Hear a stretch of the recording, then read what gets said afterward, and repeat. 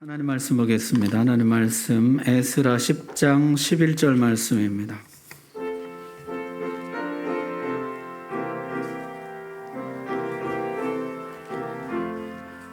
구약성경 725쪽입니다. 에스라 10장 11절 말씀. 하나님 말씀 봉독할 때 우리 다 함께 자리에서 일어나셔서 11절 말씀 우리 한 목소리로 봉독하겠습니다. 시작.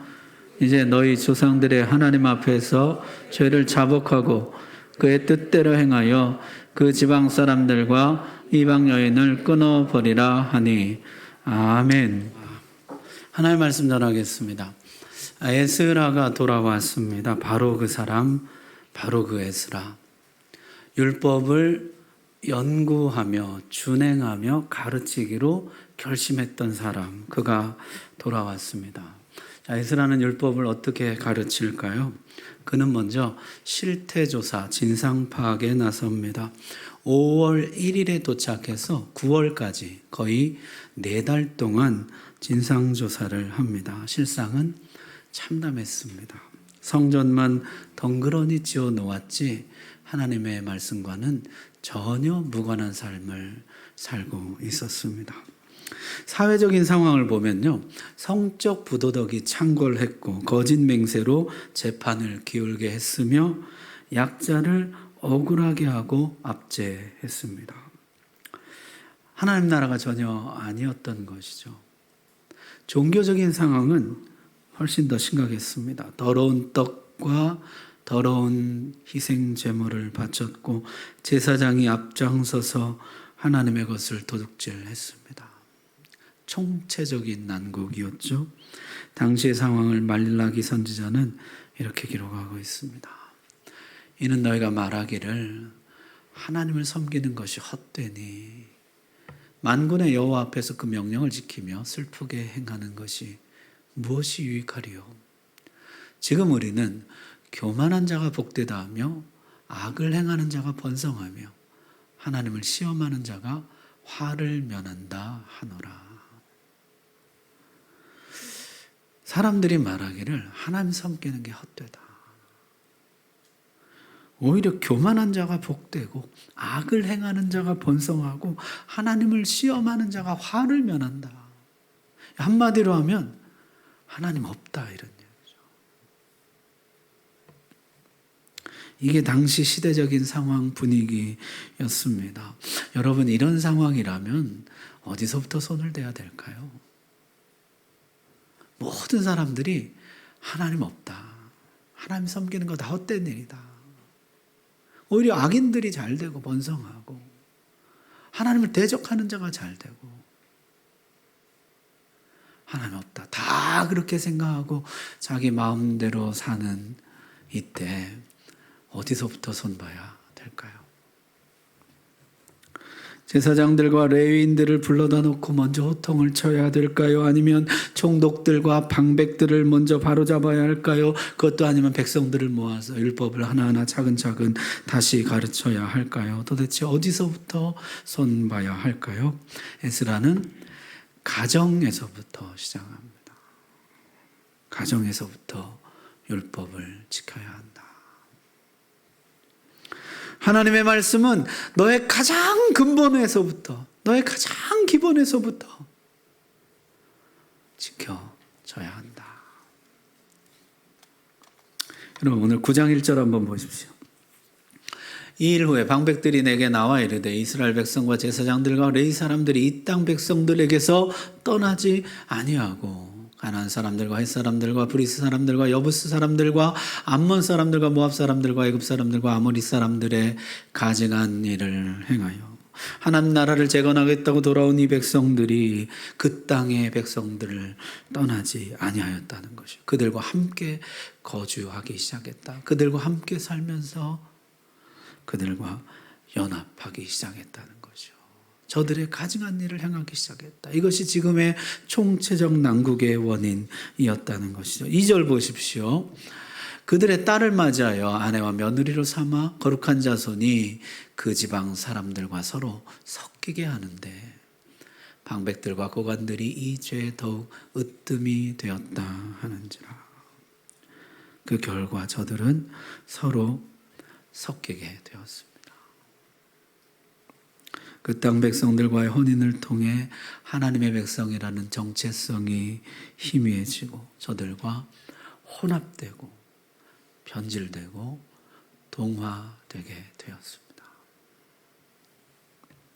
에스라가 볼 때 이 모든 것을 바로잡는 첫걸음 바로 가정이었다는 것이요. 4개월간의 치밀한 조사와 연구, 기도를 통해서 마련한 대책은 율법 다시 세우기는 다름이 아니라 가정에서부터 시작되어야 된다. 여러분, 죄의 뿌리는 가정에 있습니다. 가장 근본적인 곳에 있어요.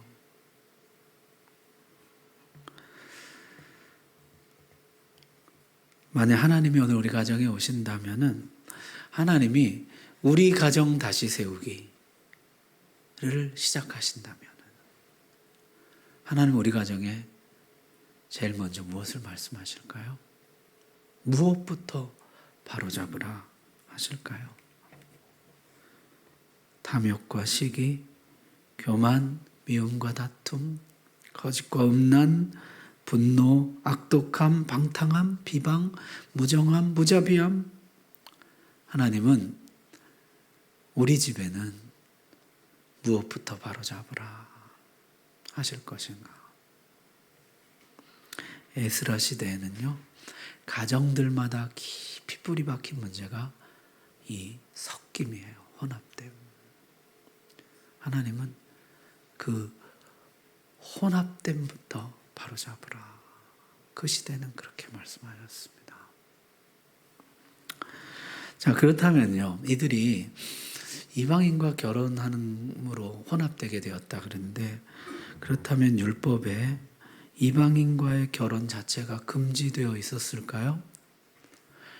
율법에 이방인과의 결혼 금지 조항이 있습니까? 없습니까? 없습니다. 율법에 이방인과 결혼을 금지한다는 조항이 없어요. 오직 하나만 있습니다. 약속의 땅에 들어가기 전에, 가나안 땅에 들어가기 전에 너희가 가나안 땅에 들어가거든 가나안 민족들과 통혼하지 말아라 는 명령이 오직 하나 있어요. 출애굽기 한번 보십시오. 너는 스스로 삼가 내가 들어가는 땅의 주민과 언약을 세우지 말라. 그것이 너에게 올무가 될까 하노라. 혼인 언약을 비롯해서 그들과 어떤 언약도 세우지 말며 그들과 섞이지 말라. 하나님 그렇게 말씀하시면 그것이 너에게 올무가 될 것이다. 어떤 올무가 됩니까? 이어서 이렇게 말씀하시죠. 너는 삼가 그 땅의 주민과 언약을 세우지 말지니 이는 그들이 모든 신을 음란하게 섬기며 그들의 신들에게 제물을 드리고 너를 청하면 내가 그 제물을 먹을까 함이며. 하나님이 염려는 이것입니다. 결국 너는 그들의 청을 거절할 수 없을 것이다. 그들과 연합되게 된다면, 섞이게 된다면 그들의 청을 끝내 거절하기 어려울 것이다. 너는 끝내 그들의 우상 숭배에 참여하게 될 것이다. 여러분, 그 대표적인 예가 발람의 꾀잖아요. 모압 제사에 이스라엘을 초청하라. 그래서 초청해서 어떻게 해요? 우상 숭배에 참여하게 하고 이스라엘이 전멸할 뻔하죠. 그 다음 말씀 보십시오.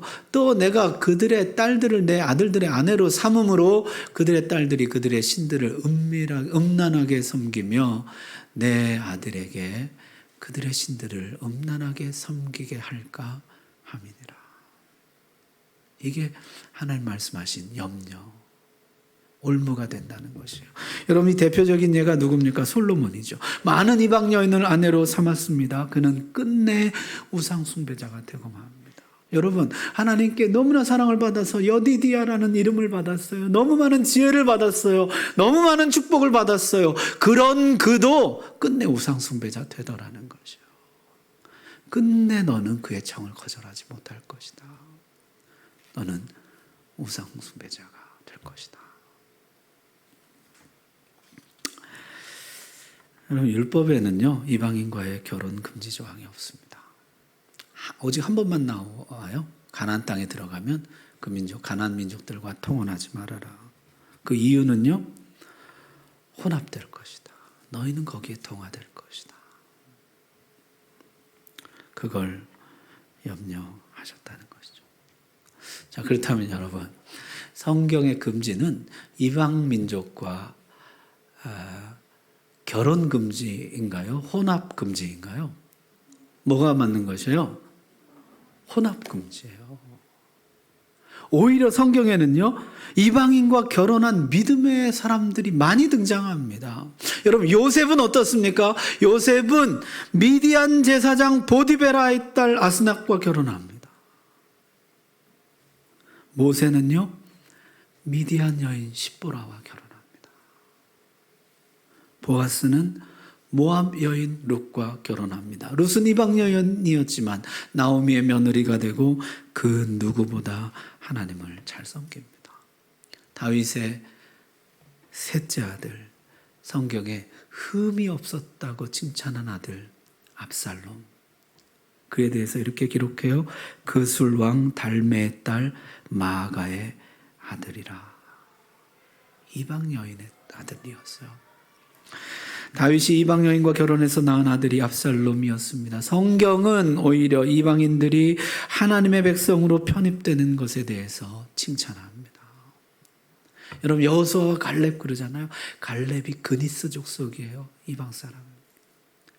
다윗의 충성된 신하 가운데 우리아 있잖아요. 밧세바 남편. 충성된 신하. 헷 족속입니다. 이방인들 중에 하나님께 편입된, 하나님의 백성으로 편입된 신실한 사람들이 꽤 많이 등장합니다. 성경이 강력하게 금지하는 것은 타민족과의 결혼 자체가 아니라 그 결혼이 가져올지 모르는 타협과 변질입니다. 이스라엘이 왜 망했습니까? 섞여서 망했거든요. 가나안 주민과 섞여서, 저들의 노동력이 아까워서, 저들의 정보와 저들의 문화, 그 아까워서 멸하라는데 멸하지 않고 남겨두었다가 서로 통혼하고 섞이게 되었던 것이죠. 결국 약속의 땅에서 쫓겨나고 맙니다. 시편 기자는요, 이스라엘 역사 이렇게 회고합니다. 그 이방 나라들과 섞여서 그들의 행위를 배우며 그들의 우상들을 섬김으로 그것들이 그들에게 올무가 되었도다. 하나님이 올무가 된다 그러셨는데 정말 그렇게 되었다.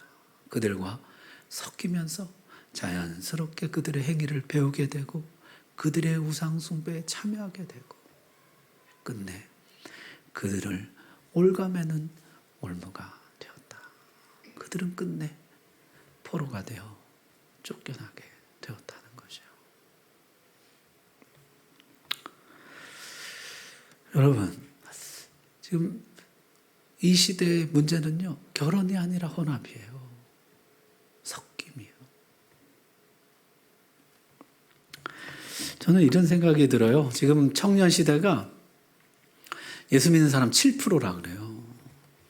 믿는 사람이랑 결혼하는 게 좋긴 좋죠. 한 신앙 갖는 거 좋긴 좋은데, 근데 예전에 우리가 한 20%, 30%, 뭐 청년 복음화율이 30%, 40% 이런 시절하고는 또 조금 다른 것 같아요. 93%는 그냥 제쳐두고 거기는 그냥 자기들끼리 결혼하고 우린 그저 이 7% 안에서만 우리 결혼하자. 좀 전략을 바꿔야 되지 않을까 이런 생각도 들어요. 물론 믿음이 마음대로 들어가진 않아요. 여러분도 다 경험해 보셨지만은 믿음이 생각대로 그렇게 쑥쑥 들어가는 거 아닙니다. 그렇지만은 혼인을 통해 그들이 갈렙이 되고 우리아가 되고 룻이 되고 라합이 될 수 있다면 그 또한 하나님께서 우리에게 주신 은혜가 아닐까 그런 생각을 하게 돼요. 우리 청년도 얼굴이 좀 밝아지는 것 같아. 근데 바울도 그렇게 이야기하거든요. 혹시 내가 믿지 않는 사람과 결혼해서 그를 구원할지 누가 알겠느냐? 그것이 너에게 주는 하나님의 은혜일지 누가 알겠느냐? 그러나 다만 경계해야 할 것이 있습니다. 섞이지 않는 것이죠. 구별된 삶이에요. 주님은 우리를 세상의 빛이요 소금이라 하셨습니다. 어둠과 구별되는 빛, 부패를 막아서는 소금. 주님은요, 우리가 세상과 구별됨으로 인해서 세상에 빛을 던져주고 부패를 막아주기를 원하십니다. 만일 소금이 그 맛을 잃는다면, 등불이 그 빛을 잃는다면 아무 소용없어 버리우게 된다는 것이요. 여러분, 우리는 세상 가운데 살아가도록 보내심을 받았습니다. 어두운 세상 가운데 빛으로 살아라. 썩어가는 세상에서 소금으로 살아라. 거기에 동화되지 말아라. 오히려 세상을 하나님 나라에 동화시키라는 거죠. 여러분, 롯은 소돔과 고모라에 동화돼 버리지만은 바울은 에베소와 고린도를 동화시킵니다. 하나님 나라에 동화시키는 거죠. 여러분, 우리 신앙 싸움은요, 동화되느냐 동화시키느냐의 싸움이에요.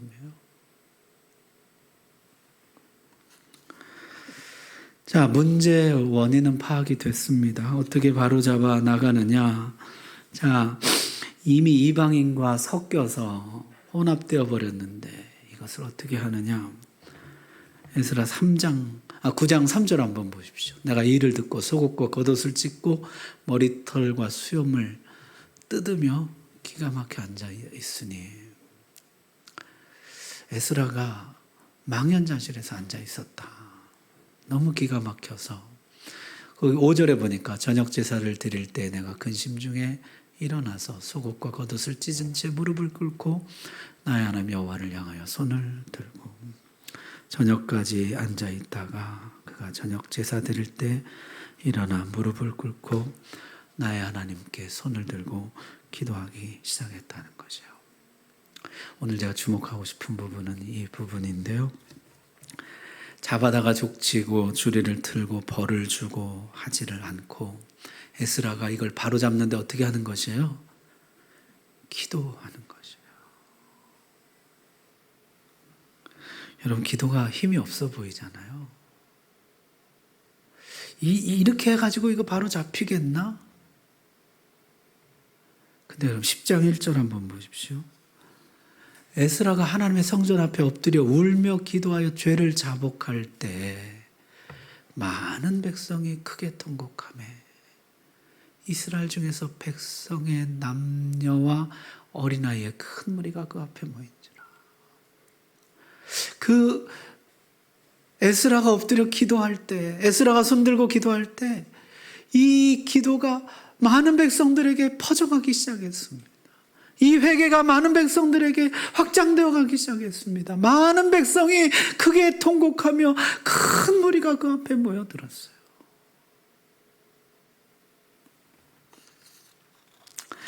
그리고 이들이 이렇게 이야기합니다. 10장 2절에 엘람 자손 중 야이의 아들 스가냐가 에스라에게 이르되 우리가 우리 하나님께 범죄하여 이 땅 이방 여자를 맞아야 아내로 삼았으나 이스라엘에게 아직도 소망이 있나니. 백성들이요, 한참 회개 기도하면서 이렇게 말하기 시작하는 것이에요. 우리에게 아직 소망이 있습니다. 저들이 소망을 말하기 시작했습니다. 소망을 보기 시작했어요. 여러분, 소망이란 진실로 회개한 자에게 주어지는 빛입니다. 은혜입니다. 반복되는 실패에 절망했던 이 백성들이 다시 소망을 보기 시작했습니다. 저들의 입에서 다시 소망을 말하기 시작했어요. 아직 우리에게 소망이 있습니다. 이제 우리가 다시 율법대로 행하겠습니다. 다시 말씀대로 행하겠습니다. 우리에게는 아직 소망이 있습니다. 여러분, 이게 진짜 기도의 위력이죠. 기도에는 힘이 있습니다. 기도하면 소망이 생기는 줄로 믿습니다. 여러분, 반복되는 실패 가운데 절망 가운데 있다면 엎드려 기도하십시오. 거기에 소망이 보이기 시작하는 것이에요. 에스라가요, 맹세를 시킵니다. 정말 바로잡겠느냐? 바로잡겠습니다. 맹세를 시킨 다음에요, 에스라가 다시 자기 방으로 들어가서 금식하며 기도합니다. 그리고 모이라, 전 백성 모이라. 그래서 모인 날이 9월 20일이었다는 것이에요.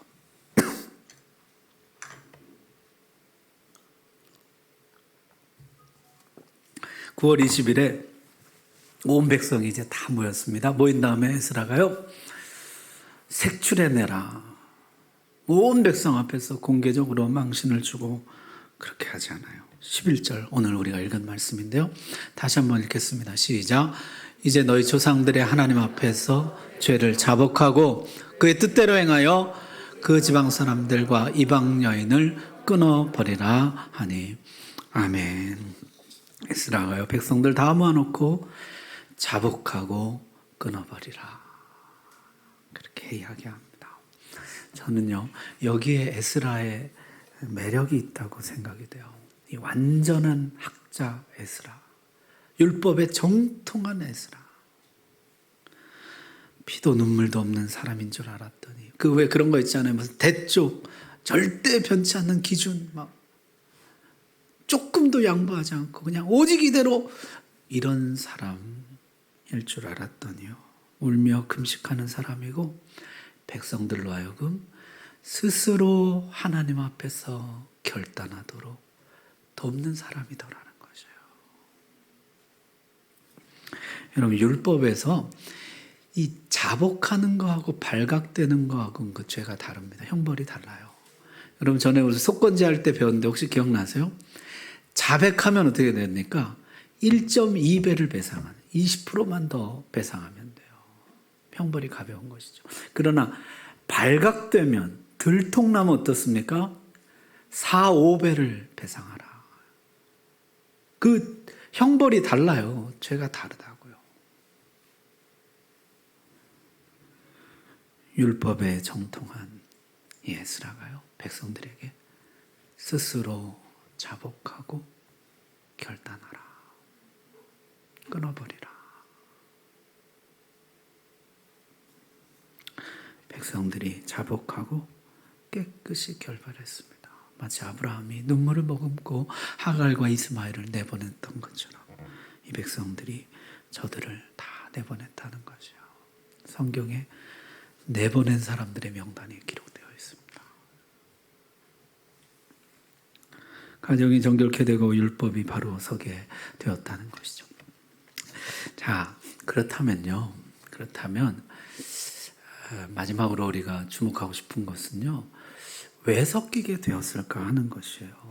섞임 때문에 조상들이 망했다는 것을 익히 알고 이 섞임의 위험성을 충분히 알고 있었음에도 불구하고 그들은 왜 섞였을까?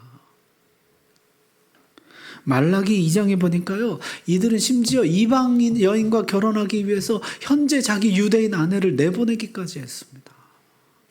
너희가 이르기를 어찌 됨이니까 하는도다. 이는 너와 내가 어려서 맞이한 아내 사이에 여호와께서 증인이 되시기 때문이라. 그는 내 짝이요 너와 서약한 아내로되 내가 그에게 거짓을 행하였도다.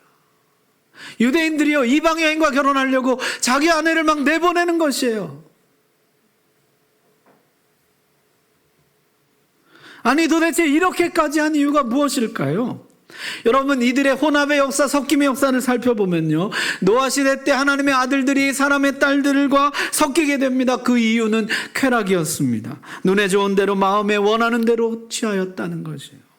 광야에서 발람의 꾀를 쫓아서 모압 여인들을 취했던 이유도 쾌락이었습니다. 가나안 땅에 처음 들어갈 때는 가나안 민족들과 섞이게 되었던 이유가 경제적인 필요였어요. 애굽 땅에서는 목축을 했습니다. 광야에서는 만나를 먹었습니다. 이제 가나안 땅에 들어가면 농사를 지어야 돼요. 가나안 민족들이 가진 농사에 관한 정보와 노하우가 필요했다는 것이에요. 저들의 노동력이 필요했다. 저들이 섬기는 농경의 신 바알을 자연스럽게 섬기게 되더라는 것이죠. 자, 솔로몬은 왜 이방 여인과 결혼했습니까?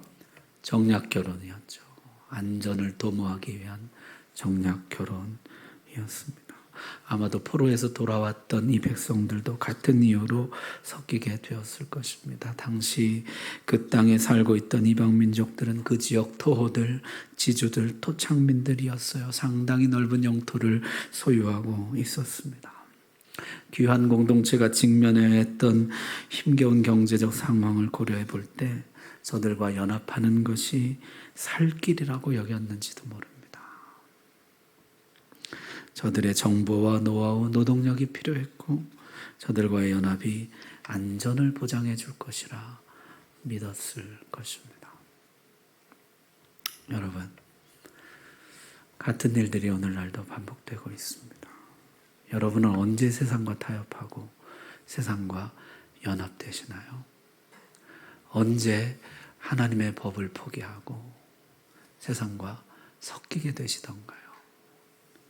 경제적인 필요와 이익 때문에 안전과 무난한 삶을 위해서, 그리고 쾌락을 위해서 우리는 세상과 섞이게 됩니다.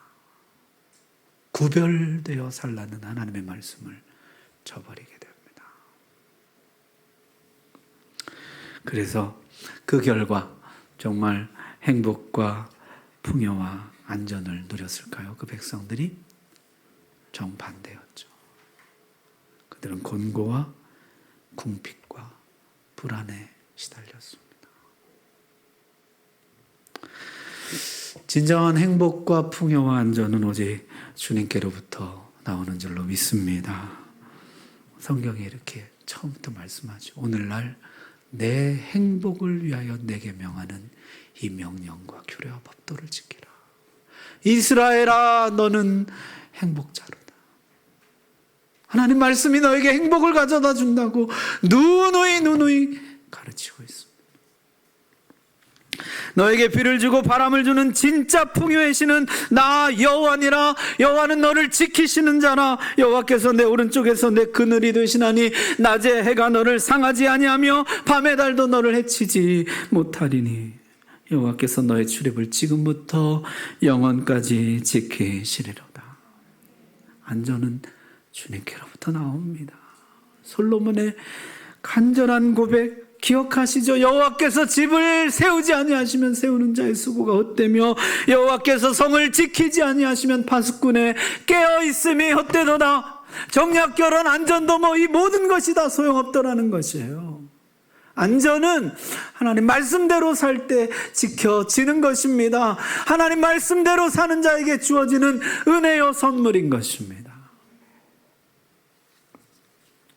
여러분, 하나님을 신뢰하시기 바랍니다. 모든 행복과 풍요와 안전은 주님께로부터 나옵니다. 주님, 우리 가정 다시 세우기를 시작하신다면, 주님이 만약 우리 가정 다시 세우기를 시작하신다면 우리 무엇부터 해야 됩니까? 나의 모든 행복과 풍요와 안전은 오직 주의 말씀으로부터 말씀대로 사는 자에게 주어지는 은혜요 선물인 것을 잊지 않게 하여 주옵소서. 다시 내 삶의 근본부터, 기본부터, 우리 가정부터 율법 다시 세우기, 하나님 나라 다시 세우기 도전하겠습니다. 주여 우리를 붙들어 주옵소서. 기도하겠습니다.